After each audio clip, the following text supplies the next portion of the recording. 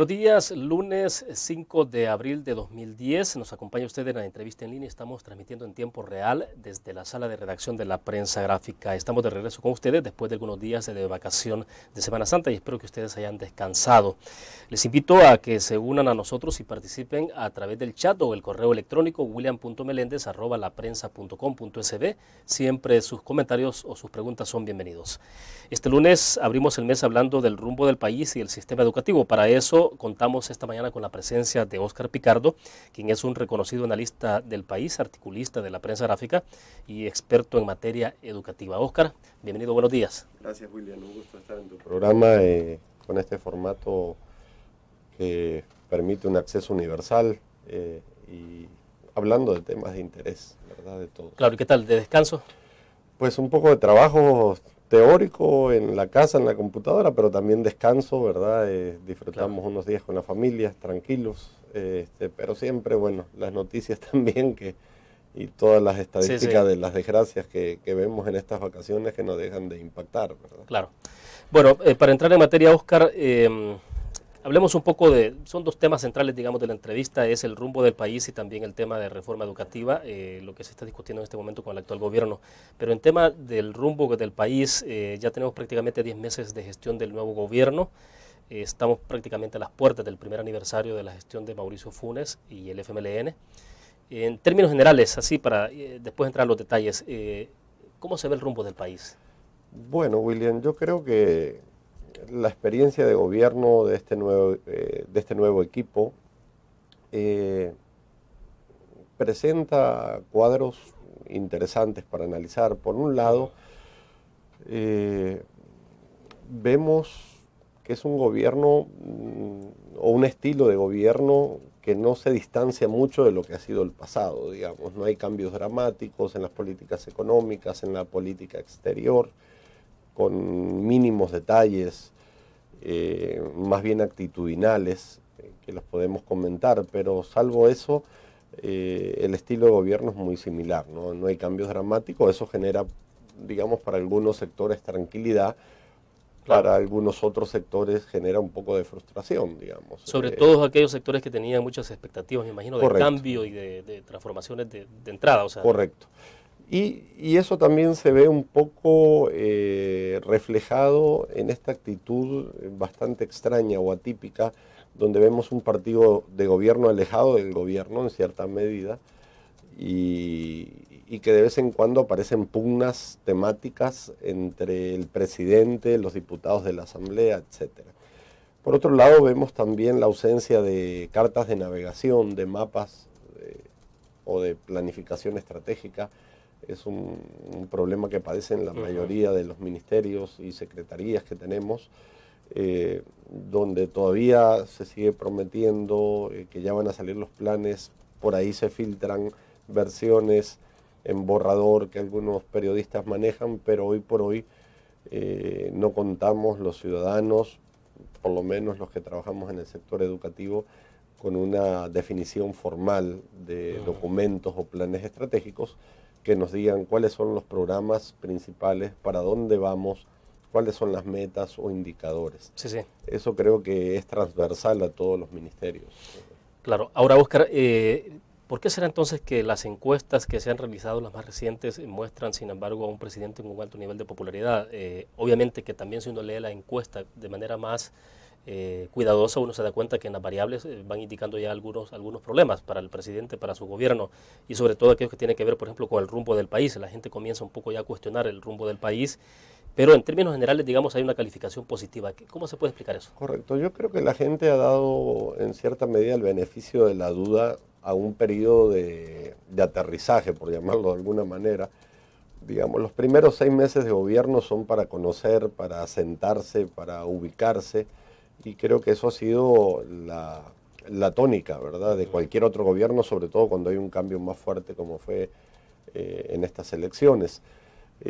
Digamos, no podemos pedir a 6 meses, 7 meses ya una definición de programas y políticas. Sin embargo, ya a casi 8, 9, 10 meses sí ya es tiempo de empezar a ver resultados.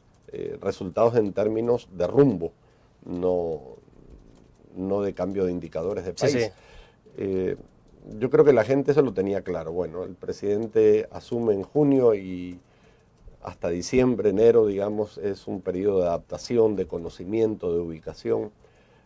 Sin embargo, ya estamos llegando a abril y como que se mantiene la misma tónica, la misma situación de los primeros 6 meses, Sí, que sí. ya no tiene justificación. Y yo creo que si hicieran una evaluación ya a mediados de año, esas tendencias que tú comentabas se vieran más marcadas, sobre todo en el tema de seguridad, en el tema Sí, sí. económico y en el tema educativo. Ahora, para cerrar este segmento, Oscar, ¿han ocurrido algunas bajas dentro del Ejecutivo? Me refiero a bajas destituciones o remociones o renuncias. Bueno, no se sabe a veces si son renuncias obligadas o son decisiones muy particulares de algunos funcionarios, pero bueno, tenemos el caso concreto de la secretaria de Cultura, Bereni Cuenca, que fue despedida, los presidentes de ANDA, de ISTA, la semana pasada, por ejemplo, la CIGED incluso, y la semana pasada, en plena Semana Santa, trascendió entonces la renuncia o destitución, bueno, eso no está claro, del viceministro de Turismo. ¿Qué indica esto? Es decir, me parece a mí, bueno, una opinión muy propia, que es demasiado temprano para registrar eso. Sí, es un poco curioso cómo se han manejado sobre todo los fenómenos. Por un lado, digamos, tú puedes interpretar, bueno, el presidente está haciendo una marcación hombre a hombre, está haciendo una evaluación periódica, pero las experiencias de estas destituciones, o como se llamen, o renuncias que todavía no sabemos, han estado marcadas por mucho misterio, por poca información, por un manejo mediático bastante escandaloso y pobre en cierta medida, sobre todo el caso de Cultura, que fue el más emblemático. Pero bueno, todos han tenido la misma constante. Yo creo que falta transparencia. Ese es un tema que, a pesar de que hay símbolos o iconos del tema de transparencia en el manejo de estos casos, y siendo Mauricio un ex periodista con experiencia en estos temas, creo yo que se ha manejado muy mal desde el punto de vista mediático. Casi todos los casos se han ido a la palestra pública en tono de escándalo, de acusaciones. Eso también nos da pauta para interpretar de que no fue una buena escogitación, porque si tú escoges un equipo y a los poquitos meses ya tenés que andar cambiando gente, quizás la escogitación de funcionarios no fue la más feliz, ¿verdad? Y ahí hubo fallas también en eso. Bueno, vamos en este momento a nuestra primera pausa. Cuando regresemos, hablemos un poco muy rápidamente de la nueva figura que se ha creado y que asume Guillermo López Suárez, el tema de seguridad pública, subsidio al gas que posiblemente sea eliminado en el caso de algunos sectores específicos para ayudar más a las familias más pobres, y el tema de los combustibles. Vamos a la pausa, volvemos.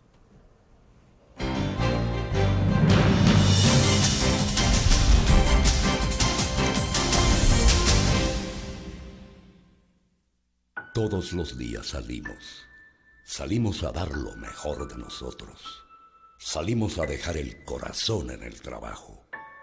Cuando hay adversidad, salimos. Cuando no sale el sol, salimos. Así somos los salvadoreños. Ponemos el alma en todo lo que hacemos, y esta vez también saldremos, porque saliendo a trabajar es que se sale adelante.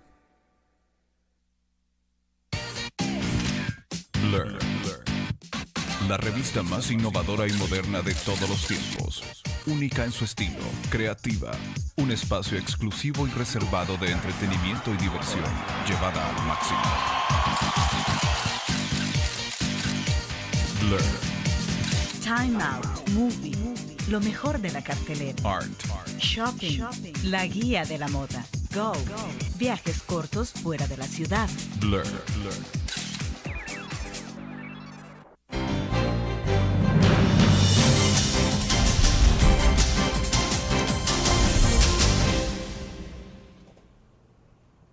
Esta mañana continuamos en la entrevista en línea conversando con Óscar Picardo. Él es un reconocido articulista en nuestro país, articulista de la prensa gráfica y también experto en temas educativos.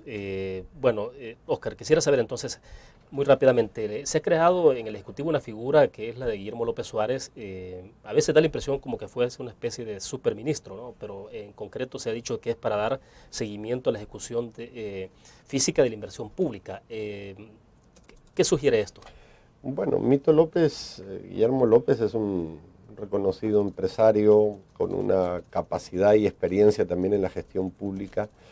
Da la impresión, o sea, uno interpreta sin conocer mucho el detalle de todas estas cosas, de que el presidente necesita una persona que le dé un feedback mayor de parte de los ministerios, como que no hay una buena comunicación o un buen nivel de confianza entre el presidente y los ministerios, que necesita una persona, una tercera persona, digamos, para darle un seguimiento a todo el paquete de programas y políticas públicas que se están ejecutando. En realidad, cada ministro debería hacer eso, pues no entiendo o no se comprende la lógica de este cargo. En casi todos los gobiernos anteriores también han existido estas figuras de superministros, como el caso de Abud en su momento, que tuvo un control del aparato estatal desde el punto de vista técnico, económico, pero bueno, eso también nos da pautas para pensar en cómo están funcionando los ministerios, el rol del ministro en su ejecución, en su capacidad de comunicación de los proyectos. Como que hay una debilidad ahí y se intenta suplir con Guillermo López, que es una persona que sí conoce de números. Sí, sí. También puede ser esa la justificación. Muchos de los ministros no tienen formación económica y generalmente la mayoría de políticas públicas tienen que ver con una buena planificación económica. Claro. Ahora, Óscar, todavía no se ve claro de que haya ya prácticamente terminado un plan quinquenal para este gobierno. Parece que, bueno, obviamente no será quinquenal porque estamos prácticamente arribando al primer año de gestión del presidente Funes y será prácticamente de cuatro años. Pero, ¿qué es lo que estará pasando? Que no vemos todavía claro esto y eso es importante, es crucial para el país. Yo creo que en planificación pública, quienes hemos trabajado en esos temas, hay una dimensión y tiene que ver con lo que hablamos anteriormente, que es la parte macroeconómica de la planificación. Cuando uno está a cargo de un ministerio, tiene ideas, tiene propuestas, intenta recoger la demanda social que hay en diversos ámbitos, en salud, en educación, en infraestructura, etcétera, y el gobierno tiene que planificar una oferta, ¿verdad? Esa relación que generalmente es de gobernabilidad entre la demanda y la oferta tiene que estar contenida en los planes. Pues para ello se requiere criterio económico, ¿verdad? Si tú trabajas en el tema educativo y planificás que tenés que entregar libros o uniformes o cualquier otro diseño de política para satisfacer ciertas necesidades, tenés que contar con ese apoyo económico. Y creo yo que les ha dificultado mucho a este equipo, en general al equipo de gobierno, digamos, la correlación de factores asociados a la planificación con temas económicos. Yo creo que ahí es donde ha estado la falla y obviamente corres el riesgo de planificar en falso, de planificar quizás ofrecer más de la cuenta, ofrecer menos de lo necesario, y eso te puede llevar a tener fracasos en la planificación, y es delicado. Entonces, creo que ahí es donde entra Guillermo López digamos, a cuantificar y a establecer parámetros ecuánimes para el plan, a pesar de que el plan está, creo yo, a cargo de Alex Segovia, que es el que ha estado hablando y que es economista y que conoce de estos temas. Yo creo que ha tenido problemas quizás de comunicación. Por lo menos yo he visto el plan de educación, que es del que vamos a hablar. Ahí es donde se ven las falencias bastante críticas y graves en el tema económico. Ahora, da la impresión de que a Alex Segovia le están restando algunas facultades, o ¿qué es lo que puede estar pasando? Es decir, porque hay muchas facultades que estarían conferidas para Guillermo López Suárez que deberían estar en manos del secretario técnico, o al menos ha sido un poco así en el pasado, ¿no? Sí, quizás al final, a pesar de que somos un país pequeño, la planificación del gobierno es un tema bastante arduo, que no puede estar bajo la pluma y el criterio de una sola persona. Necesitas varias cabezas que estén ayudando, una que estén viendo temas, si tú ves el mapa de país, el tema social, educación y salud, el tema seguridad, que está adquiriendo una relevancia cada vez mayor, Claro. el tema económico en sí mismo, infraestructura. Entonces yo creo que al final van a necesitar un equipo que conozca de las diversas áreas y esto los ha llevado a atrasarse bastante, ¿verdad? Yo creo que después del primer semestre ya era hora de tener un plan como carta de navegación, porque tú bien decías, ya va a ser de 4 años, ya no de 5, Claro. ¿verdad? Bueno, vamos a otra pausa. Cuando regresemos, muy rápidamente hablar un poco de esa, ya de alguna forma usted lo asomaba, de cómo está esa relación del presidente Funes con el partido en el gobierno, hacia dónde va este país entonces, ya que hablamos un poco de rumbo, pero también el tema político, y después entramos a hablar del tema educativo. Ya volvemos.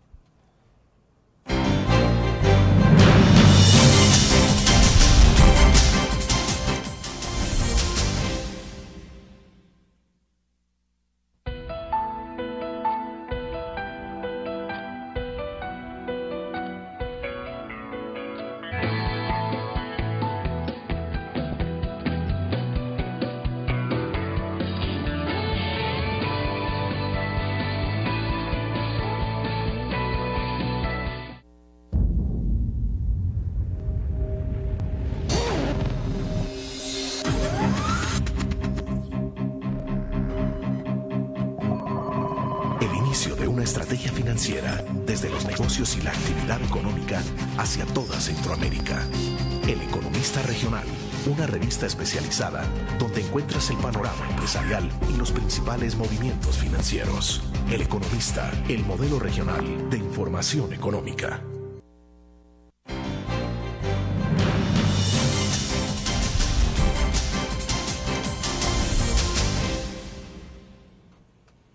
Bueno, Oscar, muy rápidamente con el tema de rumbo de país, bueno, hay algunos temas que me gustaría que lo viéramos así muy rápido. El tema de seguridad pública, digamos que está pesando mucho sobre las espaldas de este gobierno, al igual que ocurrió en las pasadas administraciones. Se habla ya de la posibilidad de que se elimine el subsidio al gas licuado, el subsidio generalizado, ¿no? Porque la idea es focalizarlo con los sectores más pobres del país, pero en el corte decíamos, bueno, esto puede tener un efecto fuertísimo sobre la clase media. Luego, el tema de los combustibles, que no parece que hayan fórmulas mágicas para poder encontrar una disminución en el precio. Pero son como 3 elementos rápidos. Pues mira, yo creería, William, que cuando se planteó el reto de este nuevo gobierno, la gente esperaba cambios en diversas líneas. En el tema de seguridad se esperaba un cambio más eficiente, sobre todo. Y en realidad lo que hemos visto es más de lo mismo, que sin más policías, que sin más armas, que sin más represión. O sea, ya no se llaman mano dura o super mano dura, pero en general son programas que no traen nada nuevo. La gente hubiese esperado, por ejemplo, no sé, esos son temas polémicos, pero despistolización de la sociedad.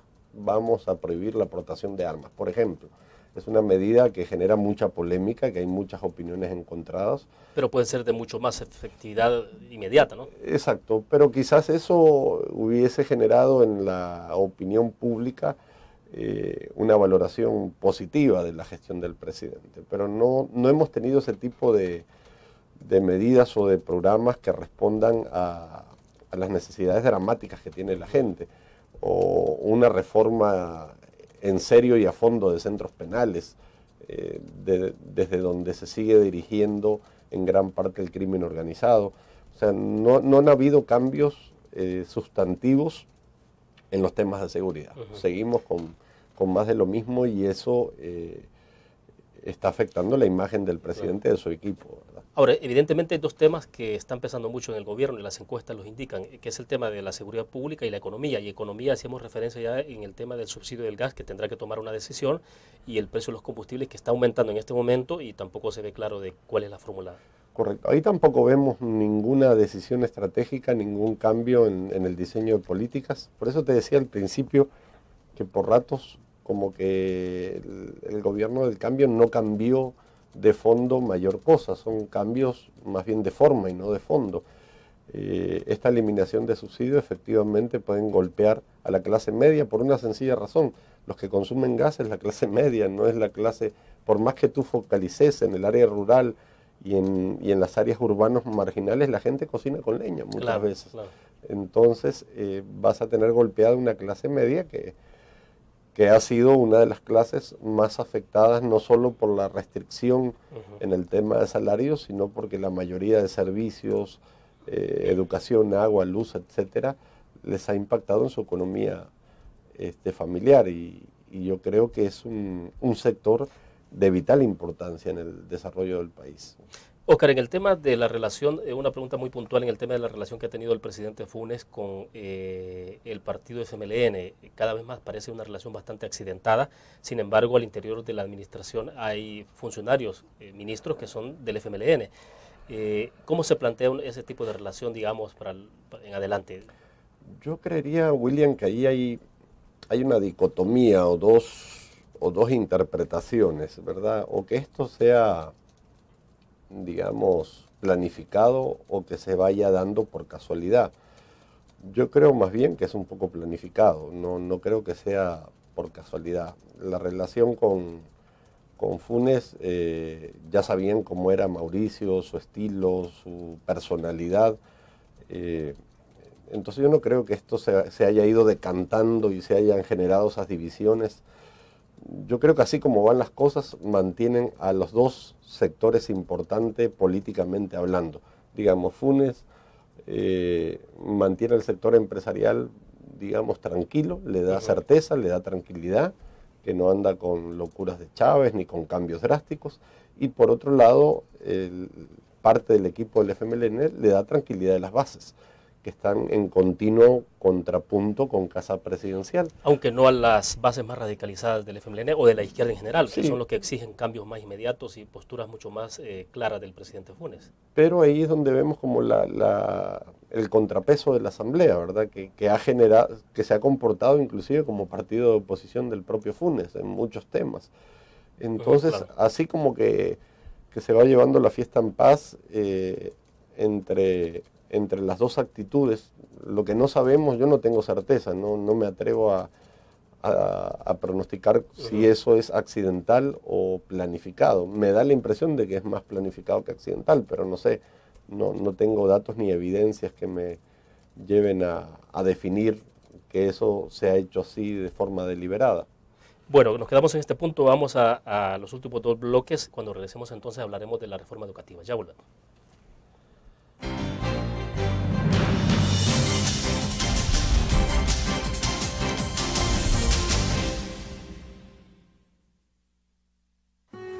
Si vas a viajar, quédate y lánzate a conocer un lugar paradisíaco, donde no importa quién gane, ni importa quién llegue primero, o quienes disfruten más bajo el sol. Un lugar donde se vive la amistad. El Salvador, más tuyo, más cerca y más accesible. Ministerio de Turismo y Corsatur, Gobierno de El Salvador. Learn. La revista más innovadora y moderna de todos los tiempos. Única en su estilo, creativa. Un espacio exclusivo y reservado de entretenimiento y diversión, llevada al máximo. Learn. Time Out, Movie, lo mejor de la cartelera. Art. Shopping, la guía de la moda. Go, viajes cortos fuera de la ciudad. Blur.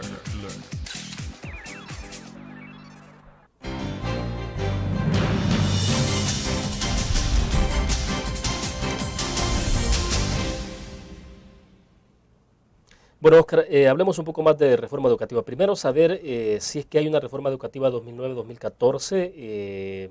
No sé, ahí de repente se abren discusiones sobre esos temas, pero uno no sabe si en efecto hay una propuesta concreta de parte del ministro de Educación, Salvador Sánchez Serén. Por eso la pregunta, ¿sí? ¿Hay o no hay una reforma? Pues mira, estamos con un poco de incertidumbre en el tema educativo. Yo tengo dos versiones a nivel de borrador, no editadas, del plan social y educativo Vamos a la Escuela. La primera es un poco más voluminosa, la segunda la depuraron más, pero a fin de cuentas no tenemos una versión oficial, no se conoce, no se ha hecho pública ni en el Ministerio de Educación ni fuera de él. A mí me tocó analizar un poco el documento porque es un área en la cual trabajo. Claro. Y efectivamente es un plan que tiene ideas buenas, muy ambiciosas, pero que no ha sido costeado adecuadamente. Habla de muchos temas interesantes, por ejemplo, de la escuela a tiempo pleno, de pasar del maestro a la comunidad de aprendizaje, de pasar del libro de texto a la biblioteca pedagógica, y así un montón de temas. No hay metas en ese plan, no hay indicadores. Algunos temas están extensamente más desarrollados que otros, no sabes por qué.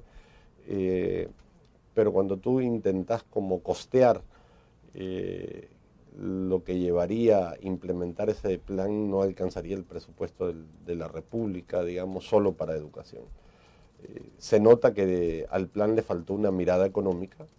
Se ve que lo hicieron gente del mundo educativo, y ese es el gran defecto que tiene ese documento, pues que no está costeado adecuadamente, y si tú lo tiras así, generarías una expectativa, digamos, demasiado grande. Por otro lado, el plan también adolece de indicadores. Por ejemplo, habla de la dignificación del maestro y te dice que para el 2014 se va a dignificar al maestro, pero para el 2014 ya terminó el gobierno. La pregunta es qué va a pasar del 2009 o 2010 al 2014, ¿cómo lo vas a dignificar? Y así tiene muchas afirmaciones genéricas, no costeadas, no claras, y hay mucha incertidumbre en el tema educativo. Claro, ahora, una reforma como tal es necesaria, Óscar, pregunto esto porque, bueno, ya se tenía un plan educativo el 2021, que incluso hablábamos rápidamente en el corte anterior, en uno de los segmentos anteriores, y ¿es que acaso se requiere de un nuevo plan? ¿No será que hay cosas que se podían tomar del plan 2021 y darle seguimiento? Claro, el plan 2021, hay un problema actitudinal ideológico, se barrió con todo lo que fuera del pasado, y eso es, entre comillas, comprensible, digamos, muy entre comillas. Y no se valoró con madurez política qué cosas eran rescatables del pasado, porque al fin y al cabo muchas de las cosas que están haciendo se están sustentando sobre la base de lo que se dio en el pasado. El plan, por ejemplo, 2021 no tenía cosas descabelladas. Por ejemplo, hablaba que para el 2021 los salvadoreños iban a tener 11 grados de escolaridad. Eso es una meta universal que tiene que ver con ODM, con Objetivos del Milenio, con Educación para Todos, EPT, con el Plan Iberoamericano 2021. Pero yo creo que políticamente se intentó enterrar todo lo del pasado y empezar a crear algunas cosas nuevas, que hoy por hoy no tenemos ningún producto nuevo todavía. Lo único nuevo fue lo de útiles y uniformes, que es una medida técnicamente cuestionable. Yo le decía a algunos colegas, yo prefiero un niño bien comido a uno bien vestido en la escuela, sobre todo en la escuela rural. En muchas escuelas rurales el uniforme no era un problema para que la gente fuera o no fuera a la escuela. El problema es la distancia, el problema es la alimentación, el problema es la calidad y la asistencia del maestro. Pero bueno, en el plan anticrisis se dispuso dar uniformes y útiles. Hoy por hoy no sabemos cómo va los indicadores de ese programa. Tengo entendido que en muchas escuelas todavía no se ha terminado. Y la sostenibilidad, que es importante, ¿no? Porque puede ser un año que se les dé, pero tiene que ser permanente. Exactamente, y eso te incrementó el presupuesto. Empezaron hablando de 20 y pico de millones y terminamos con más de 50 millones de dólares. Entonces, yo creo que ese tipo de cosas son las que se tienen que discutir técnicamente. El otro tema preocupante fue el de la comisión también, la nueva comisión de educación, que primero salió el vicepresidente y ministro de Educación juramentándola, después el presidente la desconoce, después el presidente ratifica y se publica, pero ya aparecen nueve miembros y no los que habían sido juramentados al inicio, lo cual es bastante raro también cómo se maneja eso, ¿verdad? Bueno, vamos a hacer en este momento la última pausa, Óscar. Cuando regresemos, me parece, no soy especialista en el tema educativo, pero me parece que cualquier plan debe estar diseñado en función de lo que el país está demandando, las nuevas realidades demandan. En algún momento debo entender que los megatecs que se crearon fue en el marco del plan 2021 para crear profesionales que estaban de acuerdo a la demanda en el mercado laboral. Correcto. Entonces quisiera saber, cuando regresemos, si se está perfilando eso, digamos, a futuro, o qué puede pasar entonces, porque en este país, por ejemplo, debo entender que lo que más hay son abogados, y no sé si el país lo que más requiere son abogados. Correcto. Vamos a la pausa, volvemos.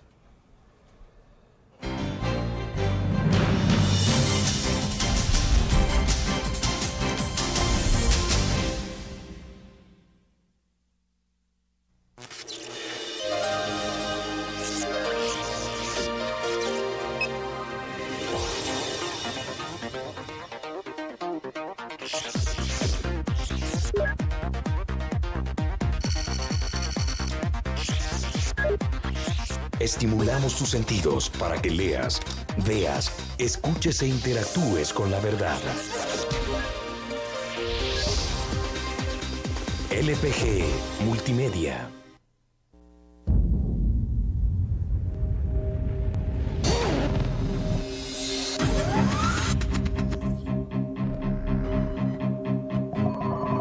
El inicio de una estrategia financiera desde los negocios y la actividad económica hacia toda Centroamérica. El Economista Regional, una revista especializada donde encuentras el panorama empresarial y los principales movimientos financieros. El Economista, el modelo regional de información económica.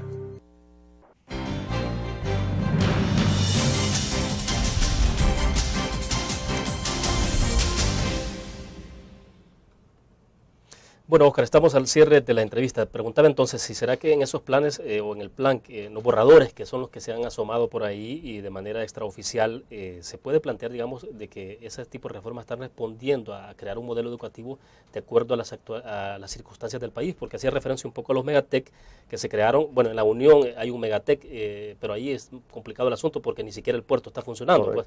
Pero bueno, ¿qué hay de esto? Yo creo que efectivamente los planes educativos, sean de reforma, de transformación, de cualquier estilo o calibre, deben de estar como hilvanados con estrategias de país desde el punto de vista competitivo, productivo.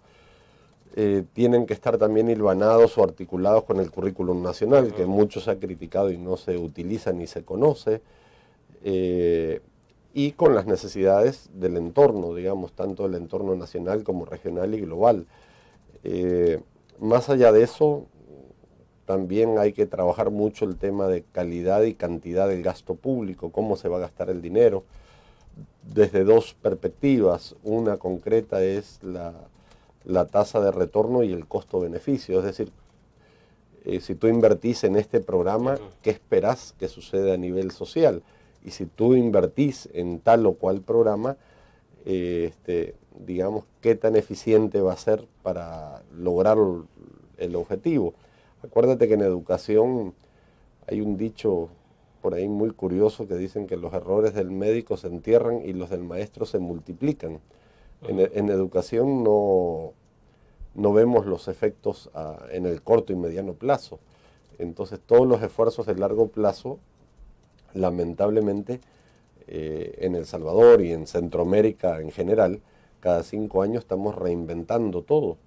Entonces no tenemos políticas de gobierno, sino de Estado. Entonces, yo creo que nos tenemos que poner de acuerdo, y eso era parte del objetivo del 2021, en cuáles son los objetivos que perseguimos, ¿verdad? Y los que necesitamos para desarrollarnos. Claro.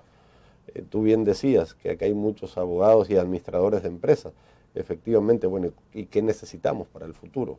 Necesitamos técnicos, necesitamos tecnólogos, ingenieros, el rol de los megatec, que son estratégicos, digamos, también para el tema de empleabilidad, a pesar de las fallas políticas, por ejemplo, el puerto de Cutuco, pero ya se está formando todo el capital humano que va a requerir el puerto.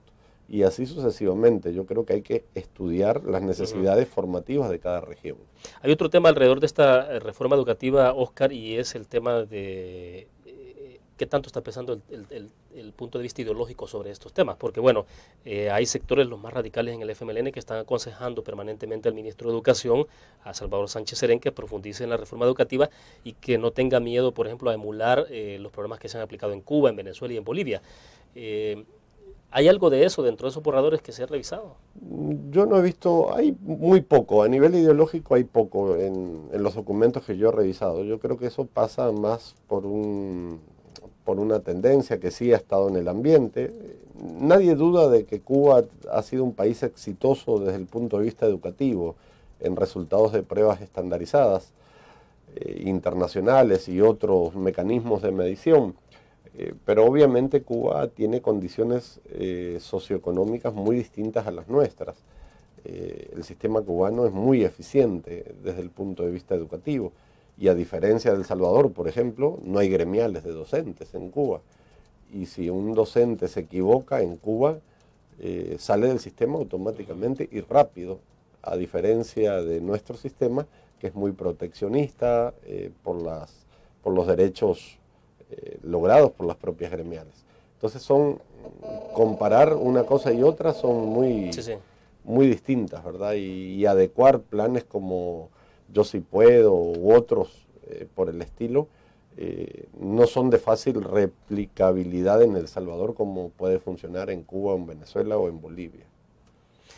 Ahora, eso sí se esperaría entonces que en los próximos meses el ministro presente algún plan concreto. Esos borradores son del Ministerio de Educación, aunque no son oficiales. Efectivamente, hay una cantidad de ideas, de propuestas, de esquemas que están en esos documentos, pero, insisto, hoy por hoy no hay nada oficial, no hay nada editado formalmente y nada, digamos, a un año casi de inicio de esta gestión no sabemos para dónde va el rumbo educativo, y eso es bien importante, porque en educación creo yo que es un sector de fácil planificación en términos generales, siempre que contés con la mirada económica, y de fácil ejecución, porque es el ministerio que más recursos tiene, ¿verdad? Sin embargo, hace falta mucho más dinero, pero también hace falta mejorar los controles de calidad del gasto público, ¿verdad? De cuánto se gasta por estudiante, y de qué cambios necesitas hacer en la escuela salvadoreña. Bueno, perfecto. Óscar, ha sido un placer contar con su opinión. Igualmente, William, un gusto estar en tu programa. Bueno, perfecto. Terminamos así la entrevista en línea. Le invito a que nos acompañe mañana a las 8:15 de la mañana. Estará con nosotros Rodolfo Ernesto González. Él es magistrado de la Sala de lo Penal de la Corte Suprema de Justicia. Nos vemos mañana a las 8:15. Buenos días.